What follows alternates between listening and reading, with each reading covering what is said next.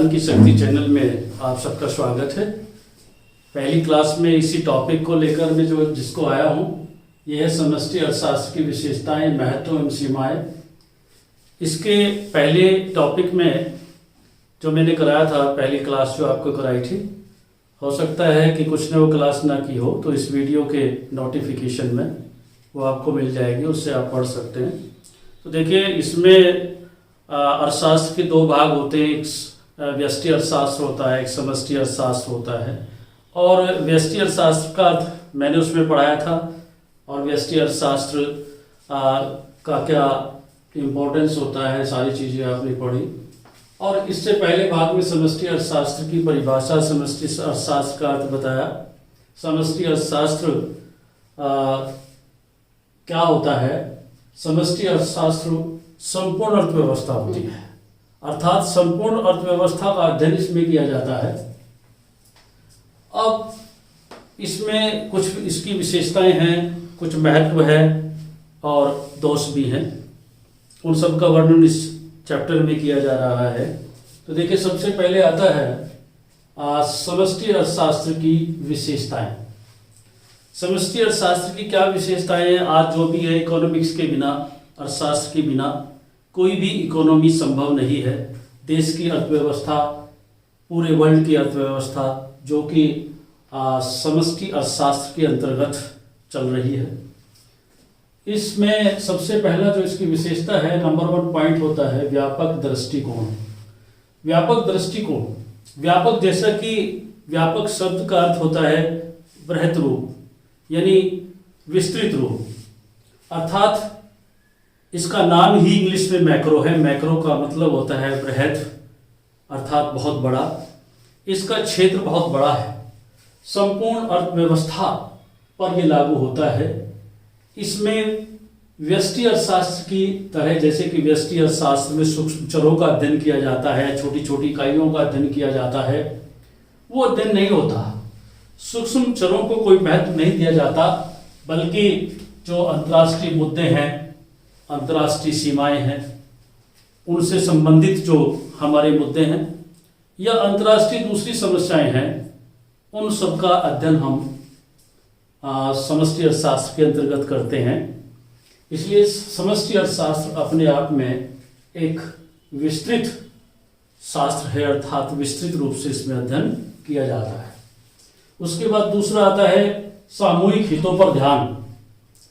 सामूहिक हित, सबका हित, अर्थात संपूर्ण राष्ट्र का हित, जिसमें कि संपूर्ण राष्ट्र में जितने भी लोग रहते हैं, ये उन सब पर लागू होता है। अर्थव्यवस्था यदि किसी देश की बहुत कमजोर होती है, तो वो देश उतना ही कमजोर होता है, उसका इफेक्ट, उसका प्रभाव प्रत्येक नागरिक पर पड़ता है। जिस देश की अर्थव्यवस्था बहुत मजबूत होती है, उसका प्रभाव भी उसके नागरिकों पर पड़ता है। इसलिए इस समष्टि अर्थशास्त्र के अंतर्गत जो भी सिद्धांत बनाए गए हैं, जो भी सिद्धांतों की कार्यशैली है, जिनके आधार पर अर्थव्यवस्था को आगे लेकर जाते हैं, वो ऐसे सिद्धांत हैं जिसमें कि सभी के हितों को ध्यान में रखा जाता है।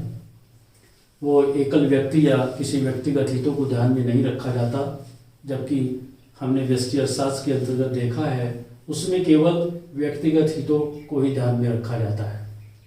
तीसरा, निर्भरता। अब यदि हम इनको दोनों को डिफ्रेंशिएट करें, एक व्यष्टि अर्थशास्त्र है, एक समष्टि अर्थशास्त्र है, तो हमने देखा कि व्यष्टि अर्थशास्त्र में चूंकि व्यक्तिगत एकाधिकार होता है, और जब वो व्यक्ति एक किसी भी मात्रा में थोड़ा सा परिवर्तन करता है, कोई भी परिवर्तन करता है, तो उसकी अन्य इकाइयों में कोई परिवर्तन नहीं होता। यदि हम समष्टि अर्थशास्त्र को लेते हैं, जो कि संपूर्ण अर्थव्यवस्था से संबंधित है, यहाँ यदि एक मात्रा में, किसी भी एक मात्रा में कोई परिवर्तन होता है, तो उसकी इकाइयों में परिवर्तन देखने को मिलता है, अर्थात यहाँ पर परिवर्तन होता है।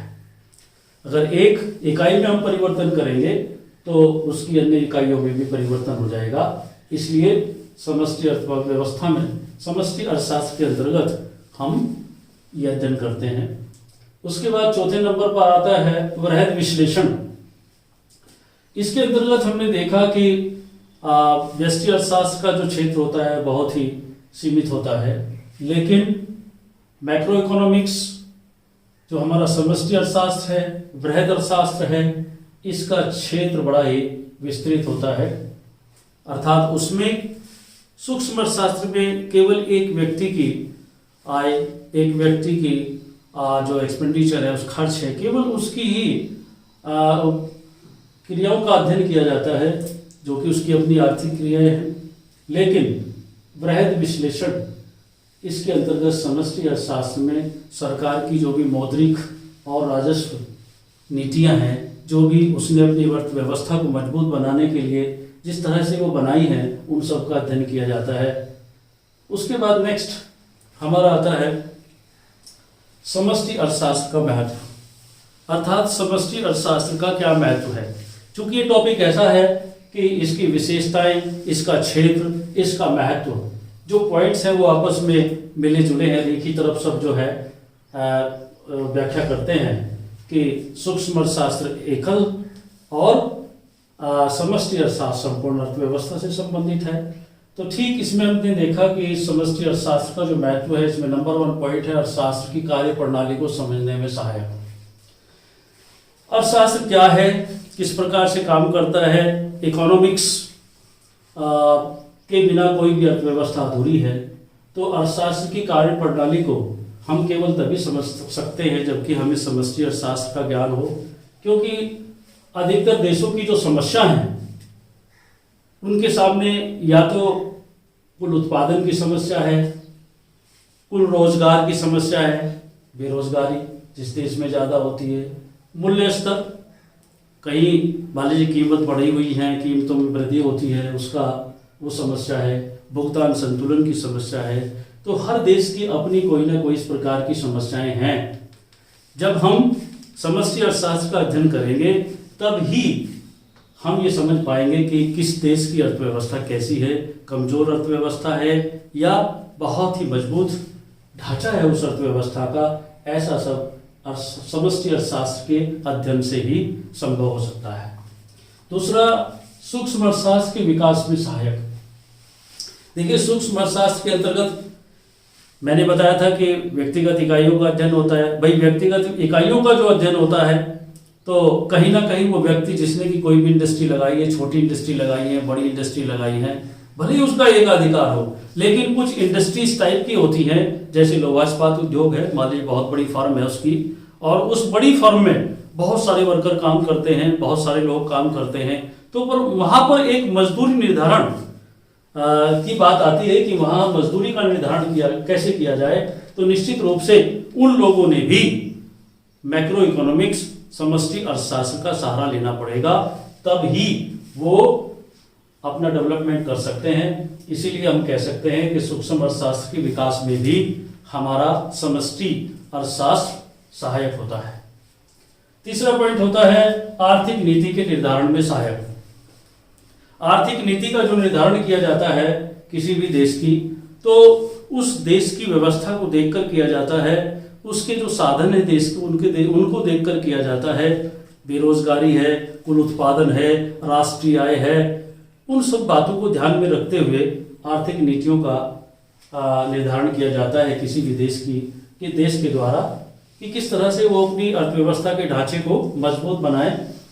तो इन सब चीजों का अध्ययन हम समष्टि अर्थशास्त्र के अंतर्गत ही करते हैं। समष्टि अर्थशास्त्र के अंतर्गत हम उन सब चीजों को, उन सिद्धांतों को लेते हैं, तब ही किसी भी देश की अर्थव्यवस्था मजबूत होगी। इसलिए यदि हमें किसी भी देश की अर्थव्यवस्था का अध्ययन करना है तो हमें समष्टि अर्थशास्त्र का अध्ययन करना होगा। यह हमारे लिए उपयोगी होगा, इसलिए इसका बहुत अधिक महत्व है। नंबर 4, विकास नियोजन में सहायक। किसी भी देश का विकास कैसे हो, आर्थिक विकास कैसे हो, मान लीजिए उसके पास साधन बहुत सीमित हैं, लेकिन उसकी आवश्यकताएं असीमित हैं, कि किस प्रकार से वो अपनी असीमित आवश्यकताओं की पूर्ति करता है और अपने सीमित साधनों को किस प्रकार से वो क्रमबद्ध करता है। तो ये जो उसकी कार्य प्रणाली है, ये नियोजन कहलाता है, ये एक प्लानिंग कहलाती है। प्लानिंग किस टाइप से वो करता है, अपने आर्थिक विकास को मजबूत बनाने के लिए, तो इसके लिए भी उसे समष्टि अर्थशास्त्र का अध्ययन करना होगा। अर्थात समष्टि अर्थशास्त्र के अंतर्गत उन सभी नियमों सिद्धांतों जिनका कि उसमें उल्लेख किया गया है, जिससे कि कोई अर्थव्यवस्था विकसित होती है या विकास की ओर अग्रसरित होती है, उन सब का सहारा लेना होगा। इन सभी पॉइंट ऑफ व्यू से हम कह सकते हैं कि समष्टि अर्थशास्त्र जो कि हमारी संपूर्ण अर्थव्यवस्था का अध्ययन करता है, इसलिए समष्टि अर्थशास्त्र हमारे लिए बहुत उपयोगी है, बहुत महत्वपूर्ण है। अब हम लास्ट में लेते हैं समष्टि अर्थशास्त्र की सीमाएं या दोष। सीमाएं आ जाए या दोष आ जाए, एक ही बात है। ये 4 पॉइंट हैं जो कि समष्टि अर्थशास्त्र की सीमाएं होती हैं। सबसे पहला पॉइंट है संरचना की भ्रांति। इसके अंतर्गत आता है समष्टिगत आर्थिक विश्लेषण में संरचना की भ्रांति रहती है। यह अनिवार्य नहीं है कि जो बात एक व्यक्ति के लिए सत्य है वह संपूर्ण अर्थव्यवस्था के लिए सत्य हो। अर्थात अलग अलग परिस्थितियां होती हैं, अलग अलग परिस्थिति में काम किया जाता है, और जब व्यक्तिगत रूप से जो चीज लागू होगी उस व्यक्ति के लिए उसकी परिस्थितियां अलग हैं, वातावरण अलग है, देश काल अलग है, लेकिन संपूर्ण अर्थव्यवस्था में ये नियम लागू नहीं होता। अतः ये सबसे बड़ा दोष है कि संपूर्ण अर्थव्यवस्था में ये लागू नहीं होता है। दूसरा व्यक्तिगत अंतर की अवहेलना है। जब कोई कार्य किया जाता है तो निश्चित तौर पर सभी को उसका लाभ मिलना चाहिए, लेकिन इसके अंतर्गत समष्टिगत अर्थशास्त्र व्यक्तिगत अंतर की अवहेलना करता है। जैसे सामान्य कीमत स्तर के रहने पर भी, मान लीजिए सामान्य कीमत स्तर स्थिर रहे और उसके स्थिर रहने के बावजूद भी बाय द वे खाद्यान्नों की कीमतों में वृद्धि हो जाती है। अगर ऐसा हो जाए, और निश्चित रूप से ऐसा हो सकता है, तो जो निर्धन व्यक्ति होते हैं, जो गरीब तबके के लोग होते हैं, समाज में जो रोजाना कमाते हैं वही खाते हैं, तो निश्चित तौर पर उनके लिए बहुत बड़ा संकट आ जाएगा। तो ऐसी स्थिति में हम देखते हैं कि समष्टि अर्थशास्त्र का ये सबसे बड़ा दोष है कि ये व्यक्तिगत अंतर की अवहेलना करता है। अर्थात जो नियम पूंजीपतियों पर लागू हो सकता है तो वो गरीब लोगों के खिलाफ जाता है। तो ये सभी को एक समन्वय की भावना से लेकर आगे चलना चाहिए। तीसरा, समूहों में परस्पर संबंध की अवहेलना है। इस प्रोफेसर बोल्डिंग ने इस बात को बहुत ही अच्छे से स्पष्ट किया है कि जब समूह होते हैं और समूह किस प्रकार से बनने चाहिए, किस प्रकार से उनको बनाकर हम जो है एक सही कदम उठा सकते हैं, सही दिशा में जा सकते हैं। यदि उसमें कहीं पर समूहों के गठन में कोई सही नियोजन नहीं होता तो निश्चित रूप से प्रोफेसर बोल्डिंग ने बताया कि समूह बनाने वाले तत्व इस प्रकार नहीं होने चाहिए कि उनमें संबंध ही न हो। अर्थात उनमें संबंध होना चाहिए, समन्वय होना चाहिए। ऐसा नहीं होना चाहिए कि उनमें संबंध ना हो। जैसा कि प्रोफेसर बोल्डिंग ने इस बात को स्पष्ट किया कि मान लीजिए हम 6 सेब लेते हैं और 7 सेब लेते हैं, 6 सेब प्लस 7 सेब तो एक 13 सेब बन गए, और उसके बाद 6 सेब प्लस 7 17। चलिए अलग अलग है दोनों, लेकिन फिर भी फल तो हैं, इसलिए हमने इनको बराबर 13 फल कह दिया चूंकि ये फल हैं। लेकिन यदि हम 6 सेब के साथ में प्लस 7 मकान करने लगे तो ये तो कोई समूह नहीं हुआ। अर्थात इस प्रकार के जो समूह बनेंगे तो वो निरर्थक होंगे। इस प्रकार के समूह के आधार पर जो अध्ययन किया जाएगा उसके जो रिजल्ट्स होंगे, जो निष्कर्ष होंगे, वो भी अशुद्ध होंगे, वो सही नहीं होंगे। इस प्रकार से समष्टि अर्थशास्त्र जो है वो इस प्रकार के समूहों में परस्पर संबंध की अवहेलना करता है। अर्थात इसमें ये सबसे बड़ा दोष है। उसके बाद चौथा आता है समग्र में इकाइयों को भार देने में कठिनाई। समग्र में जो सम्मिलित होती हैं इकाइयां, बहुत सारी इकाइयां मिलती हैं। समग्र का मतलब होता है इकट्ठा होना। अर्थात बहुत सारी इकाइयां जब आपस में सम्मिलित हो जाती है, इकट्ठी हो जाती हैं, तो उनको जो वेटेज दिया जाता है, जो भार दिया जाता है, इंपॉर्टेंस दिया जाता है, उसकी बहुत बड़ी कठिनाई है। अर्थात ये इसके अंदर दोष है। उसने स्पष्ट किया है समग्र या औसत में सम्मिलित इकाइयों का महत्व समान नहीं होता, किसी का ज्यादा होता है, किसी का कम होता है। उनमें से किसी का महत्व कम होता है और किसी का महत्व अधिक हो सकता है। यदि हम सभी को समान महत्व दें तो हमारे निष्कर्ष गलत हो सकते हैं, लेकिन समष्टि अर्थशास्त्र में सबको समान महत्व दिया जाता है। संपूर्ण अर्थव्यवस्था के दृष्टिकोण से उसको देखा जाता है, अर्थात उसमें इस बात का कोई विभेदन नहीं होता कि कौन आदमी ज्यादा काम करता है, कौन कम काम करता है, अर्थात सभी को इक्वल इंपॉर्टेंस दिया जाता है, जो कि सबसे बड़ा दोष है। ये 4 दोष होते हैं समष्टि अर्थशास्त्र के, और इससे पहले मैं इस क्वेश्चन में स्पष्ट करा चुका हूं कि समष्टि अर्थशास्त्र की विशेषताएं क्या हैं, समष्टि अर्थशास्त्र का महत्व क्या है और ये समष्टि अर्थशास्त्र के दोष क्या हैं। इस तरह से ये टॉपिक पूरा हो जाता है पहली क्लास में जो मैंने कराया था, और आज की क्लास में जो कराया है ये समष्टि अर्थशास्त्र के बारे में है, और इसी के साथ तुम्हारा ये टॉपिक फिनिश होता है। थैंक्स।